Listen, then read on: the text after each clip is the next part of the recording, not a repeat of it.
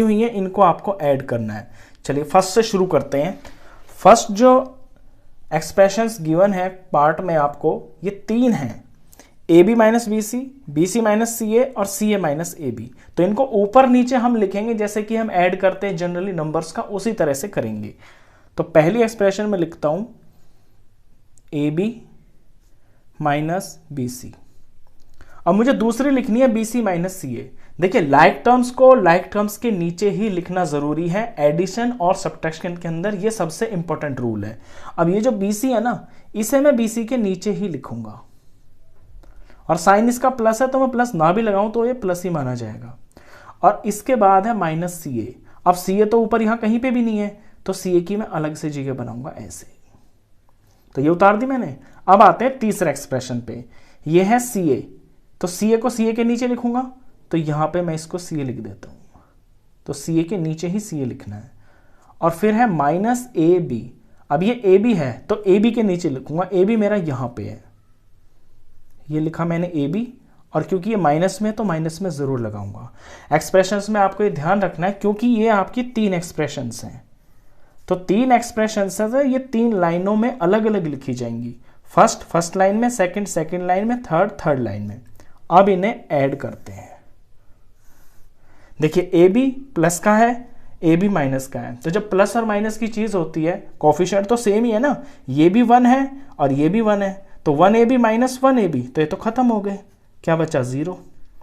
ऐसे ये B C plus का है और ये बी सी माइनस का है, तो ये भी कट गए, एक में से एक माइनस हो गया, 0 बचा।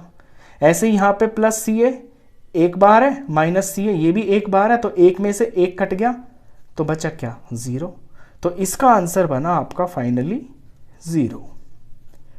चलिए सेकंड पे चलते हैं। सेकंड में आपकी तीन एक्सप्रेशंस हैं। मैं सबसे पहली वाली को लिखता हूं a minus B plus A B. पहली को तो आप आंख मीच के लिख लेंगे, दूसरी पे आपको ध्यान देना है। दूसरी में सबसे पहला टर्म है b, तो b को b के नीचे लिखना है, तो यहां लिखूंगा मैं b। फिर है माइनस c, तो c तो ऊपर कहीं है नहीं, तो c की मैं अलग से जगह बना लेता हूं इन तीनों से हटके, यहां पे मैं माइनस c लिख लेता हूं। और फिर है bc।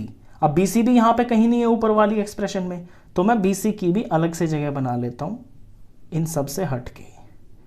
तो ये मैंने सेकंड एक्सप्रेशन उतार ली। अब आते हैं थर्ड पे। थर्ड पे है पहला टर्म c। अब c को c के नीचे लिखना है, तो यहां पे c है मेरा सेकंड एक्सप्रेशन में, इसके नीचे मैं c को लिखूंगा। फिर है माइनस ए मेरा यहां पे है, तो मैं यहां पे लिखूंगा इसको माइनस ए। इस बात का आप ध्यान रखना कि ये तीसरी एक्सप्रेशन है, तो तीसरी बिल्कुल सेपरेट लाइन में ही होनी चाहिए। ये मत समझना कि यहाँ पे सेकंड लाइन में जगह खाली पड़ी है तो यहाँ पे इस ए को लिख दे, नहीं, ये गलती आप बिल्कुल मत करना। ठीक है, ए भी कर दिया मैंने। ए सी, अब ए सी तो नहीं है कहीं भी, ए सी की तो जगह ऊपर कहीं है ही नहीं, तो ए सी को मैं अलग से लिख देता हूं। तो जो एक्सप्रेशन है उसकी अपनी एक सेपरेट ही लाइन होगी। ये मत सोचना कि जगह खाली बच रही है तो वहां पे लिख देते हैं ऊपर वाली लाइन में, ऐसा मत करना। चलिए अब इसको हम ऐड करते हैं। ए और ए पे ध्यान दीजिए, प्लस का एक है, माइनस का एक है, तो ये तो खत्म हो गए। एक में से एक माइनस होके क्या बचा 0 बचा। यहां प्लस का भी और माइनस का भी ये कैंसिल हो गए, एक में से एक माइनस हो गया, 0 बचा। यहां प्लस ए बी ऊपर से उतार दीजिए, यहां प्लस का सी और माइनस का सी कैंसिल हो गए, तो ये 0 बचा। लिखते ही नहीं है, इसको छोड़ दीजिए। यहां प्लस बी सी है तो लिख दिया प्लस बी सी। यहां प्लस ए सी है, ऊपर नीचे कुछ नहीं है, तो प्लस ए सी। तो यही इसका आंसर है। लास्ट में आप अलग से लिख सकते हैं ऐसे answer, A B plus B C plus A C. चलिए इसी का थर्ड पार्ट है, उसे करते हैं। थर्ड पार्ट में आपको एक्सप्रेशंस दे रखी हैं, तो सबसे पहली वाली उतारते हैं। 2 एक्सप्रेशंस है इसके अंदर, तो यहां कर देते हैं क्वेश्चन को 2p² ये फर्स्ट टर्म हुई, फिर माइनस है 3pq और प्लस का 4। ये फर्स्ट एक्सप्रेशन के तीनों टर्म्स मैंने लिख दिए। अब आते हैं सेकंड पे। सेकंड का लिखते वक्त आपको ध्यान देना है, पहली एक्सप्रेशन है 5 और ये है नंबर यानी कि कांस्टेंट जिसे हम बोलते हैं, तो नंबर के ही नीचे लिखा जाएगा। फिर है PQ वाली टर्म। अब PQ की जो चीज़ है वो PQ के नीचे ही लिखी जाएगी। यहाँ पे PQ की जगह ये दिख रही है मेरे को, तो मैं यहाँ पे लिखूंगा इसे 7PQ। तीसरी जो चीज़ है वो है P square Q square. P square Q square की टर्म मुझे यहाँ दिख रही है, तो ये जो टर्म है ये इसके नीचे लिखी जाएगी। माइनस है तो माइनस ज़रूर लगाना आप, -3 और P स्क्वायर और ये Q स्क्वायर। ये प्लस की टर्म है, यहाँ प्लस लगा दीजिए, ये प्लस की टर्म है, यहाँ प्लस लगा दीजिए। चलिए अब इसको ऐड कर देते हैं। आप साइन पे ध्यान दें, देखिए टर्म तो सेम सेम है ही, माइनस का 3 और प्लस का 2। इंटीजर्स आपने पढ़े हैं, माइनस का 3 और प्लस का 2 क्या हो जाएगा, जब माइनस और प्लस होते हैं तो वो सब्ट्रैक्ट होते हैं। बड़े में से छोटा माइनस होएगा तो 1 बचेगा, और जो बड़ा होता है उसका साइन लगता है, तो -1 बचेगा। और 1 कभी हम कोफिशिएंट्स में लिखते नहीं है, तो सिर्फ माइनस लिख देंगे और यहाँ लिख देंगे P स्क्वायर Q स्क्वायर। कभी भी जो है ना 1 जो होता है ना कोफिशिएंट, वो लिखने की ज़रूरत ही नहीं होती है, उसका मतलब ही एक ही एक बार लिखा हुआ है। हाँ, साइन अगर माइनस है तो ज़रूर लगाना। इस पे आइए, यहाँ पे प्लस का 7 माइनस का 3। अब प्लस का 7 माइनस का 3 सब्ट्रैक्ट हो जाएंगे, 4 आएगा। बड़े का साइन प्लस है ना, तो यानी प्लस का 4 आएगा, तो प्लस का 4 और PQ तो इसकी टर्म है। इसके बाद प्लस का 5 प्लस का 4, तो दोनों ही ऐड हो जाएंगे, दोनों प्लस के हैं तो प्लस का 9 आ गया। ये इसका आंसर हो गया। चलिए इसके फोर्थ पार्ट पे चलते हैं।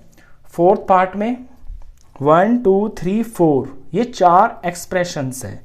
तो सबसे पहले एक्सप्रेशंस को लिखते हैं ऊपर, L square plus M square, ये पहली लाइन में लिखा जाएगा। दूसरी है M square plus N square, तो M स्क्वायर तो आ जाएगा M स्क्वायर के नीचे, और n ऊपर कहीं जगह नहीं है तो इसकी जगह अलग से बना लेते हैं n स्क्वायर, ये दूसरी लाइन में। तीसरी एक्सप्रेशन तीसरी लाइन में लिखी जाएगी। यहाँ n स्क्वायर है ना, तो ये n स्क्वायर के नीचे आ जाएगा। प्लस में है तो मैं प्लस भी लगा देता हूँ। L square plus L square, अलग मैंने इसलिए लिखा, सॉरी ये मैं गलती कर रहा हूँ, L स्क्वायर तो है मेरे पास, ये रहा फर्स्ट टर्म में L स्क्वायर है, तो मैं इसको L स्क्वायर के नीचे ही लगाता हूँ। ठीक है, 3 लिख दिए मैंने।